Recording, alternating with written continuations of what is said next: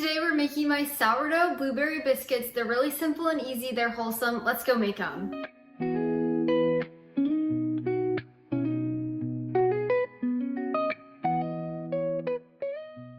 You can find my full written recipe linked down in the description below. Just click that link, it'll take you over to my blog where you can print this recipe at any time. You can also save it over there and bookmark it as well as having it sent directly to your email. It's a new feature, so definitely go check that out. This recipe is so simple, it's delicious, it's perfect for springtime, especially during blueberry season. My husband absolutely loves these, so I can't wait to show you how to make them. Before we get started, you want to preheat your oven to 425 degrees Fahrenheit and line a baking sheet pan with parchment paper. Now, let's go make these biscuits. To begin, you'll grab a large mixing bowl and you're gonna add 2 1/3 cups of all-purpose flour. I like to use organic, unbleached, but you can use any. We'll also add in 3 teaspoons of baking powder. I like to use aluminum-free. Half of a teaspoon of baking soda.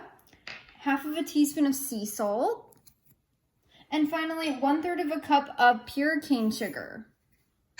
Now you'll want to grab a bread whisk or you can grab a spoon. We're just gonna mix this so it's evenly combined.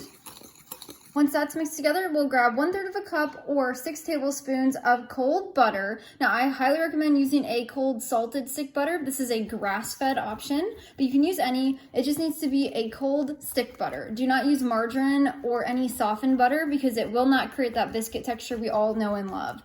You can add this in a few different ways. I like to use a large whole cheese grater and just grate it in. This is the easiest and by far my favorite. But if you don't have one of these, you can just cut your block into small chunks and then use a fork to mash it down until it's pea-sized pieces into our flour. You could also use your hands too to just break it apart. Completely up to you. Once your butter's in there, you're just gonna wanna mix it around so everything's evenly coated. When you've done that, you're gonna add in 1 cup of fresh blueberries. Now, if blueberries are not in season, you can also use freeze-dried blueberries or even dried, but you're just gonna wanna mix this in here gently. You're trying to coat all of the blueberries in flour, that way they do not stick and they're dispersed throughout the biscuits.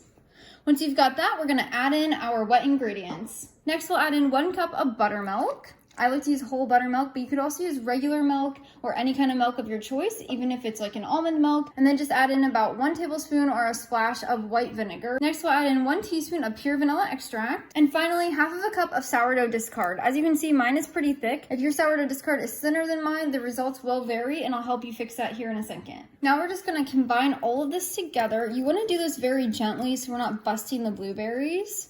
You could also just use your hands.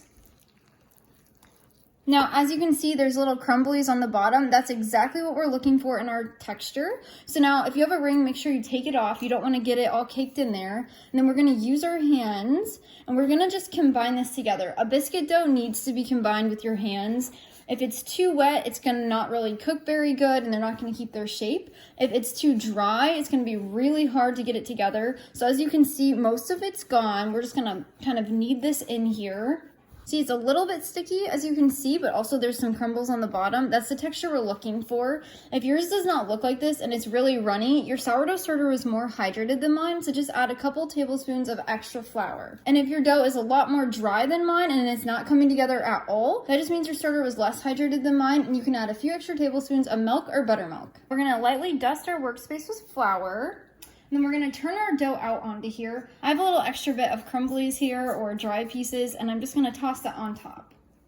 We can just push that on down there. Now you can use your hands or you can use a rolling pin. Now we're just gonna roll this or push this down until it's about 3/4 of an inch thick. I always like to use my hands. It's just so much easier, but you're welcome to use this if you would like. Also, make sure there's flour up underneath this so it does not stick. Now, when cutting your biscuits out, I like to use a 3-inch wide biscuit cutter, so it looks just like this. You could also use a wide mouth mason jar or any you have. If your biscuits are cut smaller than mine, mine's a little bit bigger than my hand. If you have a smaller cutter and your biscuits are smaller, you'll want to adjust the cooking time by a few minutes so they don't overbake. But now we're gonna grab our sheet pan that we lined with parchment paper earlier. And then we're just gonna start cutting these out. Now, whenever you cut these out, make sure you go straight down and straight up. Do not twist your cutter whenever you're bringing it up, or else you'll seal everything around there. So it should look just like this. Now we're gonna line these onto our sheet pan, and you wanna make sure they're about 1 inch apart. That way they have room to rise and grow. Now once you can't cut out any more out of your dough, you're gonna want to bring your dough back together. If it starts sticking, grab a little bit of flour. We're gonna dust our workspace here and coat our dough. And then we're just gonna do that process all over again. So flatten it out or roll the dough out with flour underneath to about 3/4 of an inch thick until all of our dough is used up. If your sheet pan is not large enough, you can get a second one. I'm just using a small one here to place the last few on. Now with your last piece of dough, if it's not a ton, what I like to do, I like to just kind of put it into a round shape and I put my cutter over it. And then I just push it down in here until it's about 3/4 of an inch thick. And there's our biscuit, so we have no leftover dough. Now we're gonna pop them in our 425-degree preheated oven for 15 to 17 minutes until they're baked completely through. Again, if your biscuits are smaller than mine, take off 2 minutes. If they're larger than mine, add a few extra. Just check them, but if you're using that 3-inch biscuit cutter or a wide mouth mason jar, then those 15 to 17 minutes will be perfect.